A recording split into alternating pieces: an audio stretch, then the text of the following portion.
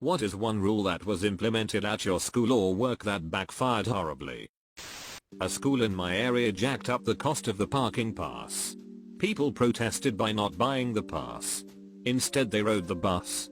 Funny thing is, the county really relies on juniors and seniors driving because they don't have enough buses for all the students. The parking pass fee dropped. People drove again. Don't ever let them tell you driving to school is a privilege. They need you to drive to school. Overtime is paid in free time instead of money. 3 people quit so far, more people planning to. No new hires to be found. It's probably just a matter of time before this shop closes down. We got a new manager for our office. She was an outside hire and was trying to prove herself quickly, and she was obsessed with efficiency. So, her first week here she sent out this very rudely worded email about employees eating at our desks. We have a very small break area, 4 tables, and we have about 300 employees here, and that we all had to stop eating at our desks, because it was not efficient to eat and try to work at the same time. Through a coordinated effort by some of the more sassy people at the office, they all had their lunches at the same time and filled the break room with about 90 people. Elbow to elbow, and they all ate standing up. Literally, the next day after that happened, she sent out a follow-up email saying that we could eat at our desks, but she advised us to take a break from our work from time to time. It was pretty funny.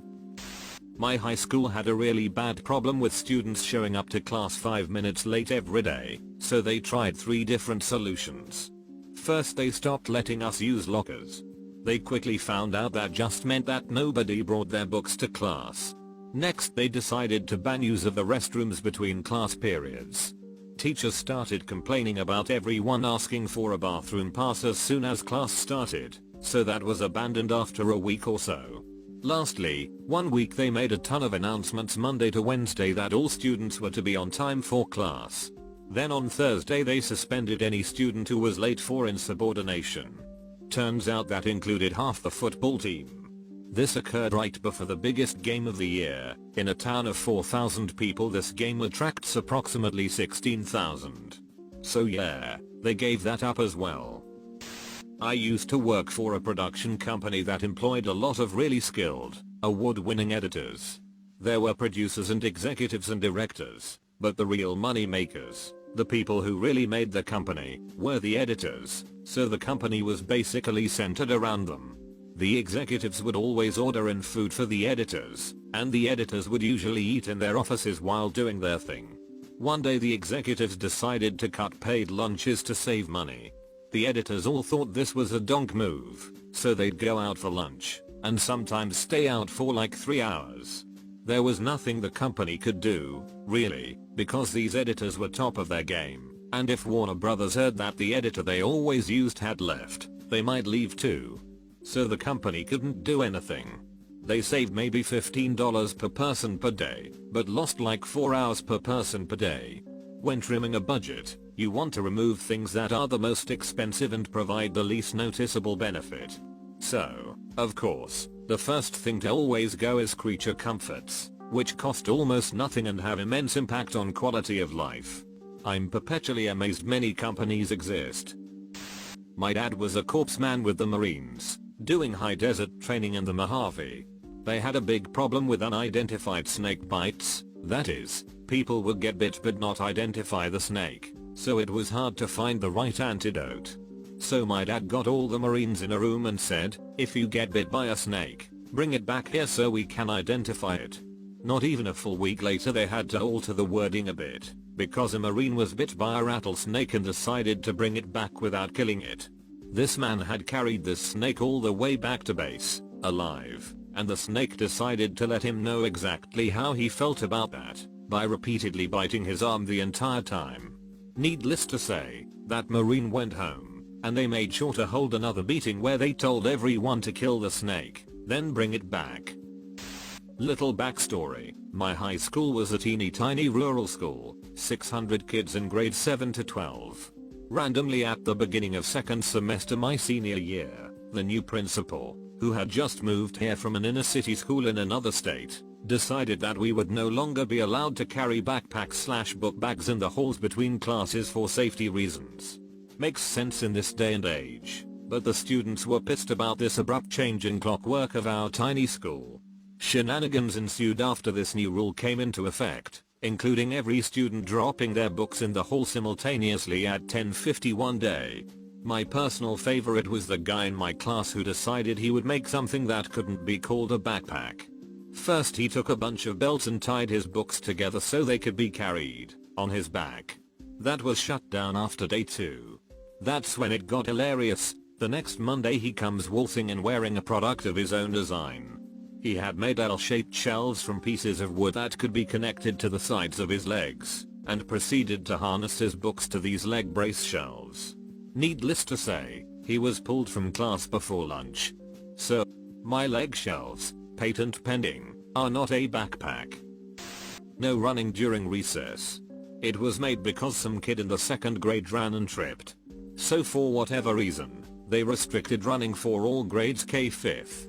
Everyone should know that when you ask a 5 to 10-year-old to not do something, that's the next thing they're going to do. They started running in the halls, the cafeteria, the classrooms, and you bet your ass they ran outside. After a week, the teachers stopped enforcing it, and everyone stopped caring. I went to a private school for elementary, where uniforms were strict. If you didn't wear a belt you'd go to the principal's office, and he would make you use a shoestring. Well, when he opened the drawer there was like 6 different colors, and everybody thought it was really neat, so for a short period of time there was a bunch of kids coming to school with no belts so they could wear their lime green shoestring belt. New manager got rid of the sofa in the break room, so people couldn't nap on their hour-long lunch break. No one overslept or took the piss, but it was good to have the option on a tough day. Stoner guy started sleeping in other places, including in between walls and in the warehouse. That's when we started losing him and couldn't find him as he'd go into a deeper sleep, and was less likely to be disturbed. He didn't lose his job somehow, that place had a hard time hiring. Don't do anything unless directed by your boss. Any deviation from this will result in write-up/termination. This was a very literal directive from upper management that took place after an office incident. Our work is very fluid, and our team alone contained 20 people. Needless to say, productivity hit unfounded lows. I'm a programmer. On a previous job, the developers and teams were measured by the number of feature requests they completed. We figured out to subdivide everything to blow it up into the maximum number of feature requests possible. A manager might request a new report. We'd set up separate feature tickets for create button, make button blue, make button respond when clicked, implement business logic, display results in grid, allow sorting of grid, and so on. We'd subdivide a 1-day task into 21-hour tasks. Management loved it. Our team looked 20 times as productive, despite deliberately slowing ourselves down with red tape.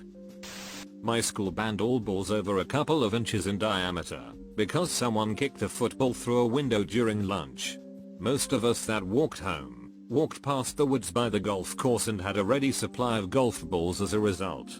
Golf balls were allowed under the new rules due to their size. 3 broken windows in one lunch period, later they weren't. Well, it wasn't a school-wide policy, but I had a super bishy French teacher who would constantly hand out detentions for things as inconsequential as walking to the trash can to throw away a piece of paper. She absolutely could not deal with the fact that we periodically might need to actually leave our chairs for a perfectly valid reason. One day she locked herself out of the classroom and nobody would let her back in. Sorry. We aren't allowed to get out of our seats.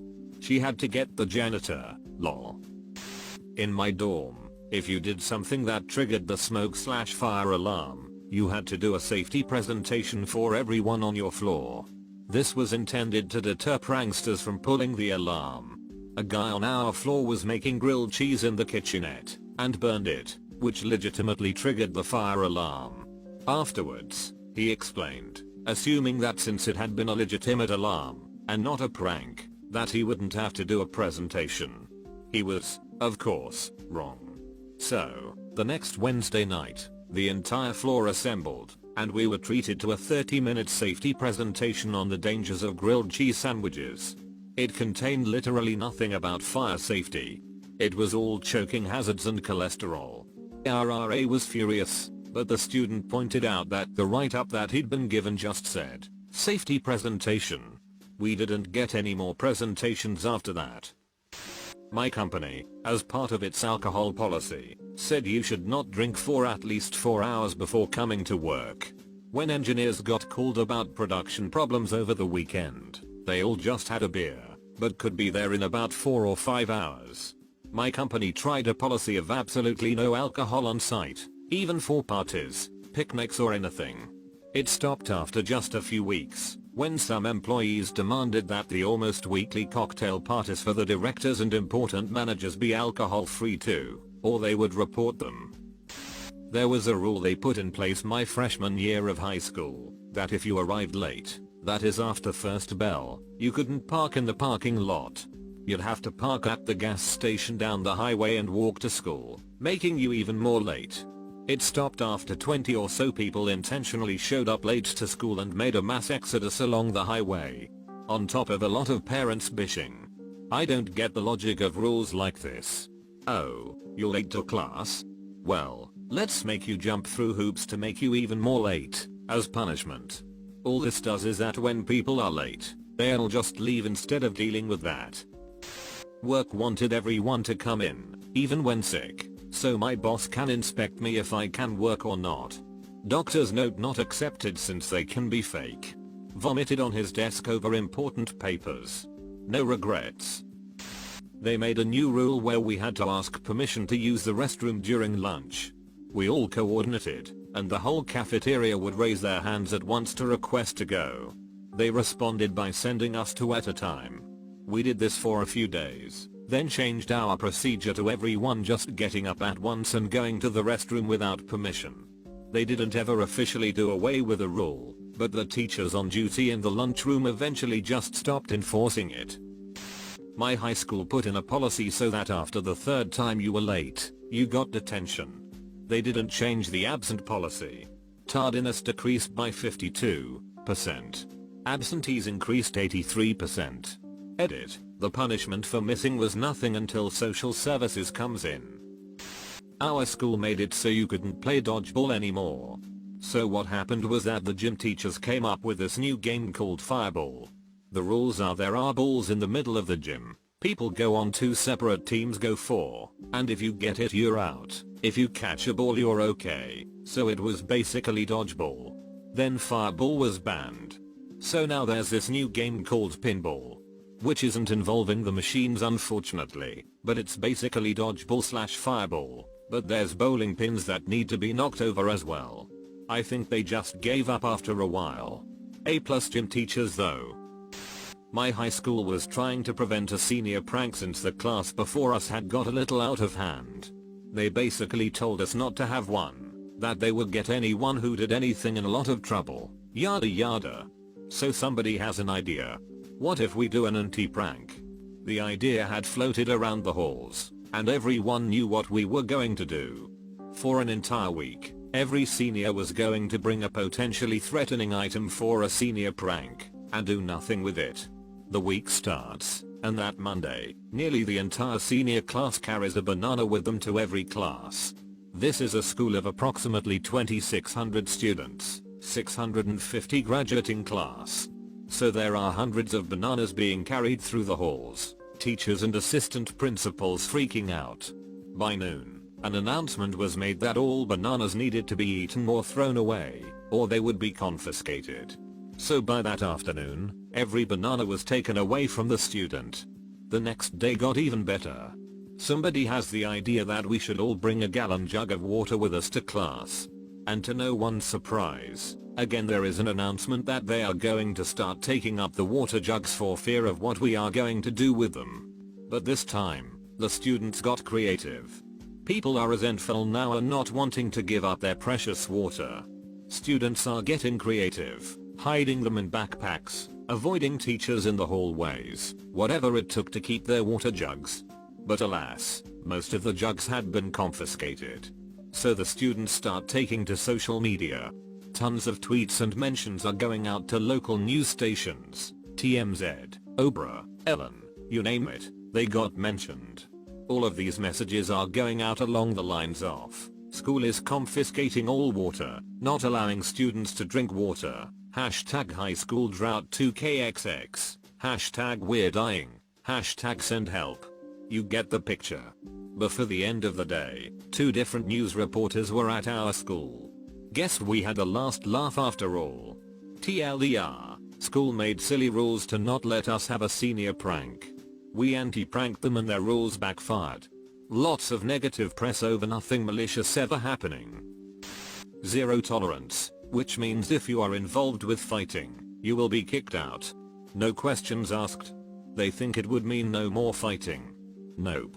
It means if the bully is beating up a kid, no one would step in, for fear of involving with the fight and getting kicked out. No one would snitch because it means the bully will target you next, and now you are involved in fighting and get kicked out. It is a shit policy. If you violated the dress code policy, you had to wear these really big grey sweatpants or sweatshirts that said DCV in big orange letters. Dress code violation. It became a thing to get caught, because they were apparently really comfortable. When the admin finally caught on that people were trying to get them on purpose, they changed it so that you got in school suspension. Jokes on them for that too. Lots of kids preferred that over being in class.